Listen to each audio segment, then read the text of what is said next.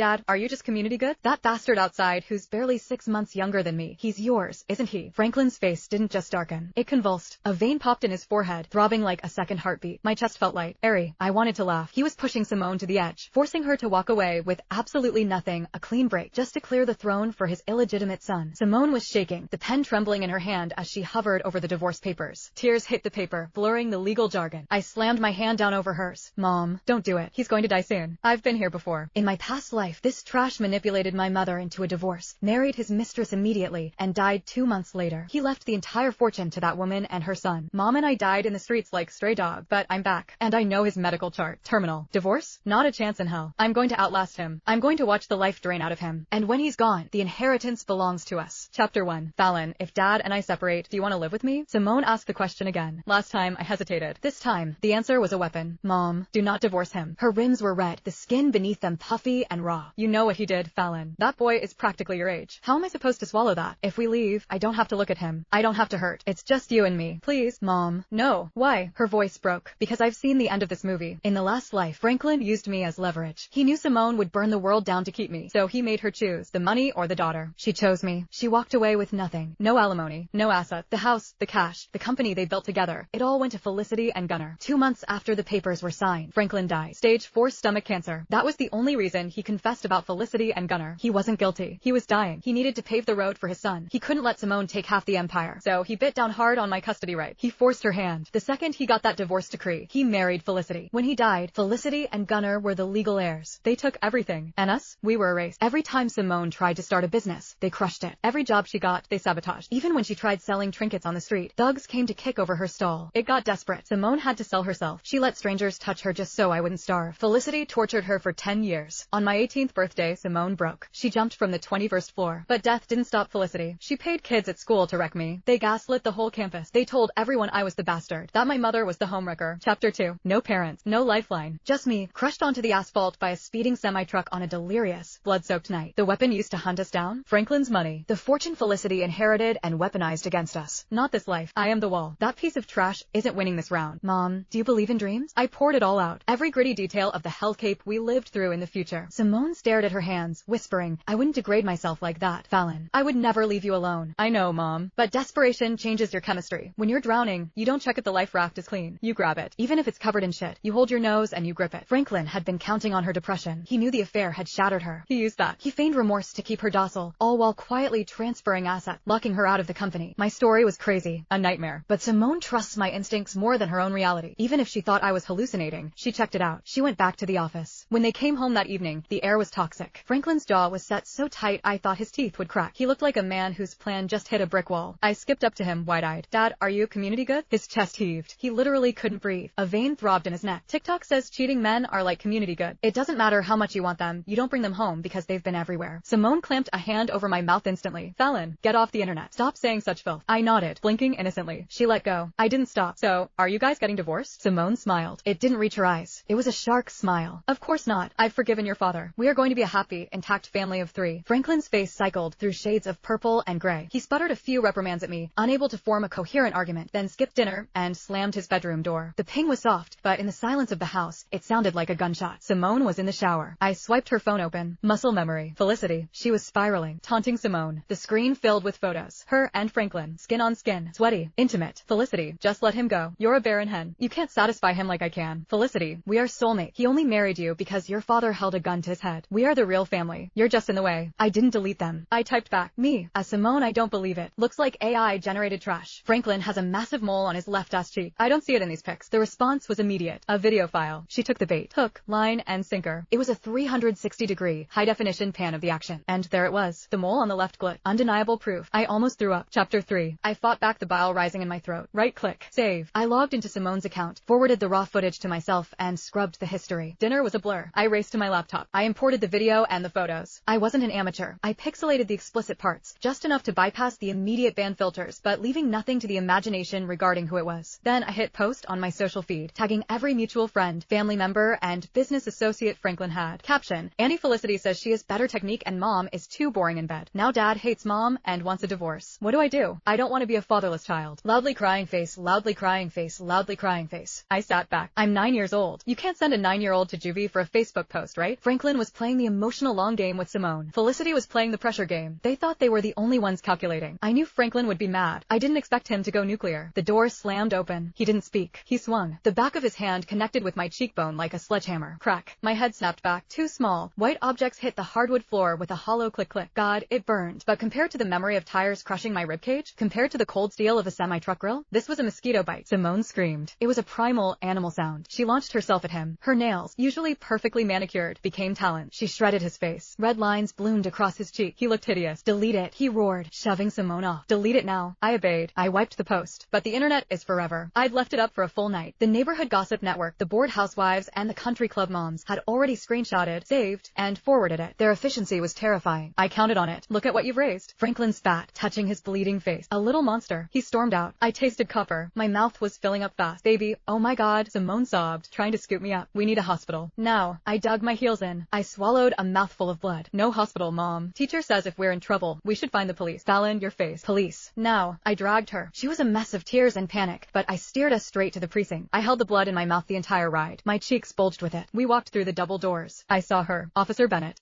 I marched up to the desk, opened my mouth, and let it go. A mixture of saliva and bright red blood splattered onto the linoleum floor. Flat. I opened my hand. I had been clutching them the entire ride. Too small. Bloody teeth lay in my palm. My hand trembled, not from fear, but from the adrenaline of the performance. I held them out to Officer Bennett. Officer, I want to report a crime. Franklin had lived a charmed life. Money, status, reputation. He had never seen the inside of an interrogation room, especially not for beating his 9-year-old daughter. For a man who prided himself on control, the humiliation was suffocating. He sat there, his face a map of Simone's rage and his own shame, shifting colors under the fluorescent buzz. My face was no better. It had swollen up like leavened dough. One eye was practically shut. Officer Bennett looked from me to Franklin. Her expression was stone. The injuries meet the criteria for domestic battery and child endangerment, she said. Her voice clipped. If you press charges, Mrs. Yuan, we can hold him. 5 days detention, minimum, pending a hearing. 5 days. I almost smiled through the pain. 5 days where he couldn't manipulate Simone. 5 days where he couldn't liquidate assets. He hit me because I posted a video, I mumbled, playing the confused victim. Franklin jumped up, handcuffs rattling against the table. She posted a private video. She violated my privacy. Chapter 4. I fumbled for my phone, a child's model in a bright pink, shockproof case covered in unicorn stickers. My thumb tapped the gallery. I cranked the brightness to 100%. I turned the screen toward the room of officers and the shocked civilians in the waiting area. This is the video Dad was talking about, I sniffled, my voice trembling. Auntie Felicity sent it. She said Dad likes her. Technique better. She said she gave him the son he really wanted and that Mom needs to leave. I held the screen up high, making sure the pixelated but obvious footage was visible. Dad is. He's a cheater. But I didn't want them to divorce. I don't want to be a fatherless kid. I just posted it because I wanted advice from my friends. The tears came then. Real ones. They burned the raw, swollen skin of my cheeks like acid. Franklin looked like he wanted to implode. His face was gray. The shame in the room was palpable, thick enough to choke on. Officer Bennett cleared her throat, breaking the heavy silence. She gently lowered my hand. Sweetheart, posting that kind of material is technically illegal, she said softly. But given your age and the circumstances, we're going to call this a very serious warning. The verdict on Franklin was less forgiving. The evidence of abuse was painted across my face. The motive, his affair, was on my phone. 5 days. He was being held for 5 days pending the domestic violence hearing. 2 teeth for 5 days of tactical freedom. A bargain. We walked out of the station. I didn't let Simone fuss over me. Mom, the company. You have to go. Now. She looked at me confused. Fallon, we need to get you to a doctor. I'm fine. Listen to me. I gripped her wrist. Felicity has relatives in the company. Key positions. HR. Finance. They're like termites. You have to smoke them out before Dad gets out. Simone's eyes hardened. The tears dried up. The businesswoman was waking up. She didn't waste time. She made a call. Within an hour, 2 women arrived. They were built like linebackers in blazers. This is Cleo, Simone said, introducing the lead bodyguard. She stays with you, no matter what. Simone kissed my forehead, her lips trembling slightly, then turned and marched toward her car. She was going to war.